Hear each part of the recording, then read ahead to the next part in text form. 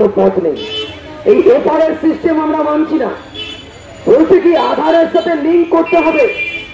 এর আগে আধারের সাথে প্যানের লিঙ্ক করলেন, জিও ব্যালেন্সে ব্যাংকের বই করলেন, কেউ 15 লাখ টাকাও পেলেন না, খালি লিঙ্ক করতে করতে জীবন চলে গেল। এখন লিঙ্ক করবেন, তারপর বাচ্চার মুখ দেখবে। কত মা বাচ্চাকে রেখে বাগানে কাজ করতে চলে যায়, নির্মাণের সঙ্গে কাজ করতে চলে যায়। কত বাচ্চার খাবার বাড়িতে টিফিন ক্যারিয়ার করে আসে, আর সেখানে দাঁড়িয়ে বাচ্চা যাতে খেতে না পায় তার জন্য সরকার চেষ্টা করছে। আগামী 9 তারিখে ধর্মঘট, যে কথাটা বলবার জন্য উঠলাম। এই ডিপিওর কাছে যখন ডেপুটেশন দিতে এসেছিলেন, ধর্মঘটের নোটিশ দিতে এসেছিলেন, এই ডিপিও আপনাদের বলেছে কেন ধর্মঘট করছেন। এই ডিপিওর কাছে, ডিএম এর কাছে মুখের উপর বলবেন যে এতদিন ধরে আইসিডিএস এর কর্মী সহায় যারা কাজ করছে, এরা এখনো শ্রমিকের স্বীকৃতি পায়নি। আর এই শ্রমিকের স্বীকৃতির জন্য ধর্মঘট আমাদের করতেই হবে। ধর্মঘট করার আমাদের কোনো উপায় নেই। আমাদের পেনশন নেই, আমাদের গ্র্যাচুইটি নেই, আমাদের সামাজিক সুরক্ষা নেই। এর জন্য আইসিডিএস কর্মী সহায়িকারা গোটা দেশে লড়ছে। আর এই ধর্মঘটের অন্যতম দাবি লেবার কোড। এই লেবার কোড চালু হয়ে গেলে পরে ন্যূনতম মজুরিটা পর্যন্ত পাবেন না।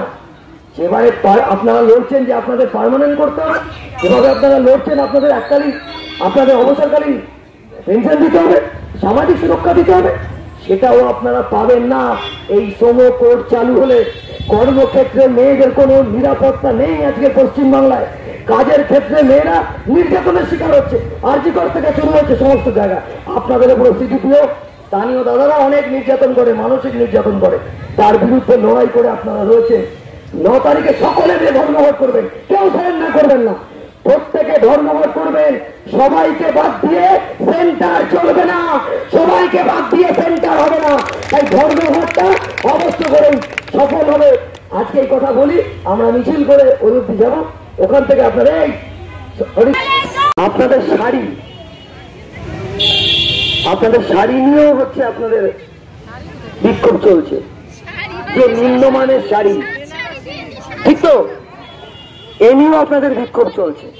এর আগে সবজির দাম দিচ্ছিল না, খাবারের দাম আপনারা কিনছিলেন, পাড়ার মুদি দোকান আপনাদের তাগাদা দিচ্ছিল, কি হলো টাকা কোথায়? তখন আপনারা সেই মুদি দোকানের টাকা নিজের বাড়ি থেকে দিচ্ছিলেন। সেই নিয়েও আমরা শৈশালী ভবনে গেছি, লড়াই করেছি। এখন আপনাদের বড় বিপদ, আর এই বড় বিপদ থেকে রক্ষা করার জন্য, এই বড় বিপদ থেকে রক্ষা পেতে আমাদেরকে লড়াই ছাড়া আর কোনো আমাদের কাছে